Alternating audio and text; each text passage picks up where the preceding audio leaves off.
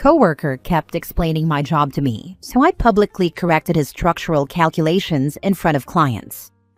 I'm 31 female, a structural engineer in Christchurch. I specialize in earthquake retrofitting, which is obviously pretty important here. I've been doing this for 8 years, have my chartership, the whole thing. This new guy Brendan joined our firm maybe 5 months ago. He's 28, came from Auckland with like 2 years of experience. Nice enough at first, but then he started doing this thing where he'd explain basic engineering concepts to me, like stuff I learned in my second year of uni. The first time he explained what a shear wall was to me, I thought maybe he was just nervous or something, trying to seem knowledgeable, whatever. But then it kept happening. He'd explain soil liquefaction to me. I wrote my thesis on soil liquefaction in Christchurch. He explained moment frames to me in a meeting, in front of clients. I tried to brush it off, but it was getting embarrassing. My boss noticed and asked if everything was okay, and I said yeah, just Brendan being enthusiastic. Didn't want to seem like I couldn't handle it. The breaking point was 2 weeks ago. We were on site doing an assessment of a building that needed retrofitting. The clients were there, building owners, their lawyer, the whole crew. And Brendan starts explaining to me how to calculate lateral loads while I'm literally in the middle of doing the calculations. I was so done. So I just let him talk. He kept going, getting more confident. And then he said something wrong, mixed up the seismic weight calculation and used the wrong formula for the site class. And I just let him finish. Then I turned to the clients and said, actually Brendan's made an error there. This is site class D, not C, so the calculation needs to account for the softer soil profile. The building would fail with his numbers. His face went red. I pulled out my tablet and showed them the correct calculations, explained why his approach would have been dangerous. Basically did a whole 5-minute thing on why you need to actually understand local soil conditions. One of the clients actually said, oh, so you're the one we should be listening to then. Brendan tried to say he just misspoke, but I was like, no, that's a fundamental error that could have meant inadequate strengthening. He barely talked for the rest of the site visit. When we got back to the office, he pulled me aside and said I embarrassed him on purpose. I said yeah, I did actually, because he's been embarrassing me for months by treating me like I don't know my own job. He went to our boss complaining that I was unprofessional. Boss asked what happened, and when I explained, boss basically said maybe Brendan should focus more on learning from senior engineers than explaining things to them. Brendan's been weird with me since, like overly polite but also clearly annoyed. Some of the other guys think I went too far doing it in front of clients. But like, he was literally giving them wrong information. That's not just annoying, that's dangerous. Also, maybe don't explain earthquake engineering to someone who's been working in Christchurch through all the retrofitting for the past 8 years. Now for the top comments. You corrected his dangerous errors because it's your job. You did not do it in retaliation. This is not a he did this so I did that scenario, because you absolutely had to correct him. Anyone in your position would have. Don't frame this as you retaliating and maintain you were simply doing your job. I feel like you did him a favor professionally by calling him out in front of clients, because this way he will likely think twice about mansplaining in his next job, because he got the cringe from the clients. Had you called it out privately or at the office, it would have been the whole uptight female shtick. Agree, people act like public correction is some brutal humiliation, but in a safety-critical field, it is literally risk management. He chose to grandstand in front of clients on a topic he half understood, and she chose to protect the building, her license, and the firm's reputation. If his takeaway is I felt embarrassed, instead of I nearly underdesigned a retrofit, that is on him, not on her tone.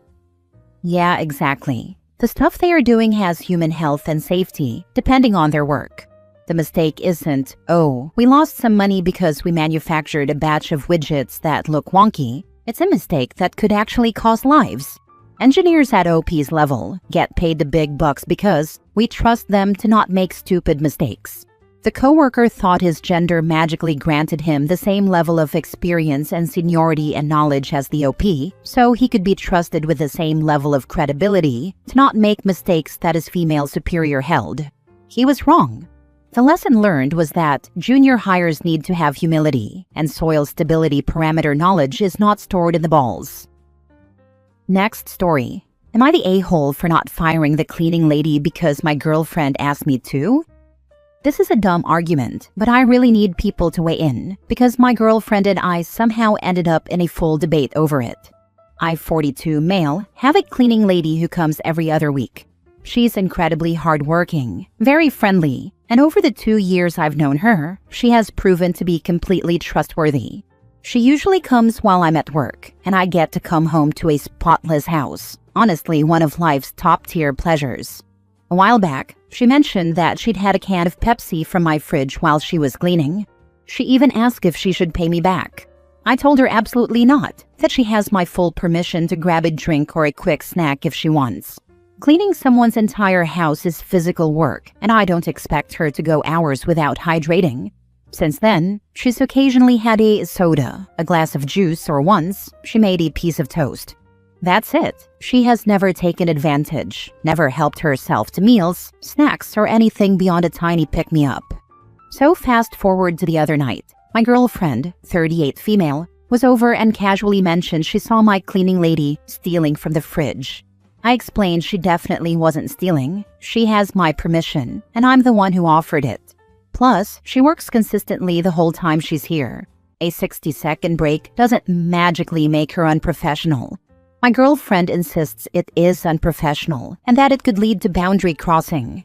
I told her I've known this woman for 2 years and there has never been a single issue. My girlfriend, however, thinks this is some kind of red flag and says I should fire her before it gets worse. Now I feel like I'm losing my mind. Why would I fire someone who does an excellent job, has never betrayed my trust, and only takes what I explicitly allow? To me, this feels like a non-issue. So, am I missing something? Am I being naive? Or is my girlfriend blowing this way out of proportion? Not the a-hole. Your cleaning lady is following predetermined rules and is not taking advantage of you. As you said, she's hardworking and doing what you agreed with. Why mess with what's not broken? Exactly my argument. I would make sure girlfriend hasn't abused your cleaning lady in any way. As in verbal, you don't want her to chase off your gem of a cleaning lady.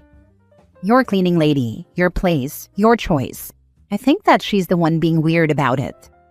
My girlfriend thinks it's weird. I don't understand what's so weird about it. My house is clean and she does a great job every time. That's all I care.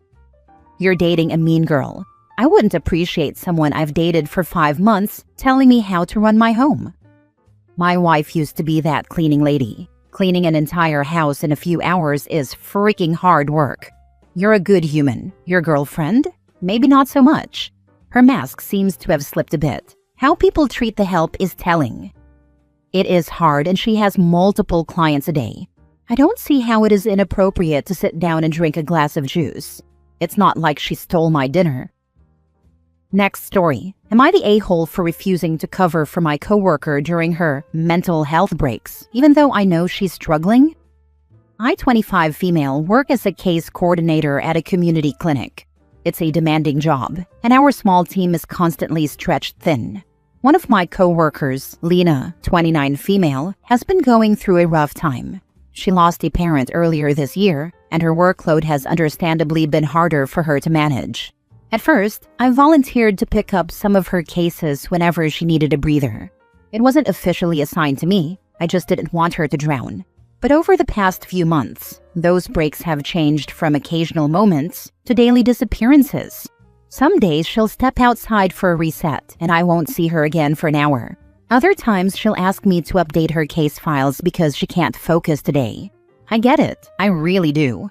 But I've become the default person picking up the pieces and my own workload has gotten out of control. Last week, I had 3 emergency cases come in back to back. At the same time, Lena messaged me asking if I could just handle 2 of her follow-ups because she needed a walk. I told her gently that I couldn't. I was already drowning. She responded with, "Okay, but I thought you understood what I'm going through." I felt awful, but I didn't take on her cases. Later that day, my supervisor called me into her office. She'd gotten feedback that I was less supportive lately and asked if everything was all right between me and Lena. I told her I cared about Lena and wanted her to get whatever help she needed, but I couldn't keep taking her work on top of mine. My supervisor gave me a look that basically meant we all need to be team players. I didn't argue, but I went home feeling like I'd betrayed someone who trusted me. Yesterday, Lena barely spoke to me. I tried to check in, but she brushed me off. One of our other coworkers quietly told me Lena had said I didn't care about her mental health. That honestly broke me a little. I've been trying so hard to be supportive without losing myself in the process, but now I feel like the villain in the story. I'm torn between wanting to be kind and realizing I'm being taken advantage of, even if not deliberately. I don't want to resent her, and I don't want her to sink, but I'm close to burning out myself. Does she take some of your workload when you're struggling? No? Then it's not a very good team, is it? If this lady can't get through her day without your long mental health walks and can't do her own work, she needs to go off sick. You're not the problem here, and you shouldn't let your boss imply that you are. No, she doesn't. I work even when I am not mentally okay. Not the a-hole. You need to go back to that manager and explain how many hours of work you did for Lena as a team player. That you helped her where you could, but you can't anymore. And at no time did you say rude things to her. Lena needs to apologize, make it right, and thank you for helping her. You need to write a follow-up email to HR too. They are taking advantage of you. I'd even make it straight with the coworkers. Hello, it has come to my attention that someone thinks I am not being a team player or not caring about mental health. That is blatantly a lie. I have taken on extra work during the last X months. However, I no longer have the time with an influx of emergency cases. If you would like to sign up to help her, please let manager know. But it sounds like you may need to find someplace else. This place is not great with supporting you. Thank you. This really made me feel better. I will compose the email to the HR and see what he has to say. Not the a-hole. Make a list of all the things you've done for Lena. Make it clear you've done your part. At this point, Lena should be doing more of her work, not less. It's been long enough for that, or for her to be told to take time off and replaced with someone who can do their work. Talk to your boss again, and possibly HR if the boss doesn't care still. This is not okay. You already have your own heavy workload. You do not need hers. And you really don't need her making it a hostile work environment by complaining to coworkers or the boss about it constantly. Thank you. I will submit the writing just like you said. Last story. Would I be the a-hole if I tell my coworker he can't participate in Secret Santa due to his conditions? Plus update. Original post. Okay, so I'm hosting a Secret Santa at work. It's an employee-run event, no managers involved, and I have been the one to host it for the past few years. I made up some questionnaire slips, sent out an email, and started handing out slips to those who want to participate. One of my co-workers, we'll call him Trey, who I actually really get along with, can be difficult at times and has chosen my hosted event as one of those times for some reason. Anyways, here's how it went down. I handed him a slip since he participated last year, and I assumed he would want to play again. He took the slip from me and then asked me, "Can I just buy someone a gift and not get one?" I told him no, it doesn't work like that. Someone is going to draw his name, and they're going to want to get him a gift. He told me to just put in someone's name who doesn't want to play. I said, "They don't want to play though, so I'm not gonna do that. You either play or you don't. There's no in-between." This just makes sense in my head. But he kept arguing with me, saying he really doesn't want any gifts, and he doesn't need any more clutter in his house, but he still wants to buy a gift for someone. Another coworker overheard our conversation and kind of called me out for it, saying, "Damn, just let Trey give a gift to someone and put someone's name in at random. Someone gets an unexpected gift, and Trey doesn't have to receive one." I really hate the idea of this, but I told Trey I would think about it. But that just makes no sense to me. I'm not gonna put a random person's name into the hat, and I'm not gonna start asking around who wants to get a gift but doesn't want to buy one. I feel bad because I want Trey to be able to play and participate with us, but I don't like getting pushed into changing rules and making exceptions for people. In my head, the way I set it up is the way the game is played. You either play or you don't. Am I wrong though? Should I just let him donate his gift to someone else?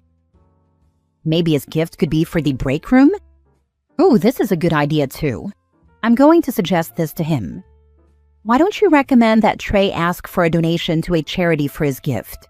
He could write down that he doesn't need anything and ask for a modest contribution made to one of a list of charities. Thank you for this. I ended up giving him this as an option. Basically, I told him he could choose to find someone to put in his place or write down to donate to charity in his name. He is thinking about putting another of our coworkers' kids down for fun. I'm going to let him participate so long as he gets it figured out on his own. Thanks everyone for the ideas and recommendations. For those that were a bit aggressive in your responses, I just want to say, I know this sub can get really heated, and there are some really disturbing posts here sometimes. But this was more meant as a fun way for us to settle our little situation. We got it handled and all is well. Now for the update. Hey guys, the issue has been resolved. You can see some of my replies for the full story. In short, I have asked him to handle the logistics of his gift, and I'm going to let him play. The post is still getting some traction. I was going to ask the mods to close it, but I really enjoy reading about people's work Secret Santa experiences. So keep the stories coming lol. I'd like to say a few things about some points people keep making. 1. Just let him play and don't put his name in, and then one person won't have to buy a gift. My response: it takes the fun out of the game for most people. Like we saw with Trey, pretty much everyone wants to buy a gift for someone. That's why they play. Getting gifts is always fun too, of course, but we all love to buy gifts for people, and I'm not going to take that away from anyone. That's why I asked Trey to find someone on his own who is willing to do that. 2. I pressured him into participating when he didn't want to. My response: okay, I know I didn't say it outright, but just so everyone is aware, it is voluntary participation. No one has to play. Trey wants to participate, just without receiving a gift in return. 3. Have a raffle for whatever gift he gets. My response: to be frank, I really just don't want to set this up. I was pressured into doing the Secret Santa by my coworkers again because I've done it in the past and no one else will really organize it. But I'm extremely busy at work right now and had so many issues last year with managers getting involved. I really didn't want to have to do it again. Before you say I shouldn't have done it at all, I'll explain myself a little. For one, it started as an alternative to the absolutely terrible job our company does for their Christmas gifts. It ends up being a lottery every year with some people getting huge flat screens and others getting a dog bowl lol. We started doing Secret Santa as our own way of taking control and making things fair and fun and also being able to further bond with each other. It's a small company and we're all pretty close, especially us hourly folks. 2. The company is shutting down on December 31st, and this is a way for us to kind of go out on a high note in regards to our friendships and work relationships. Some of us may never see each other again. It's been a good bonding experience for us in the past, so I figured we should do it one last time while we can. Well, I've rambled on long enough lol. Thanks for listening everyone.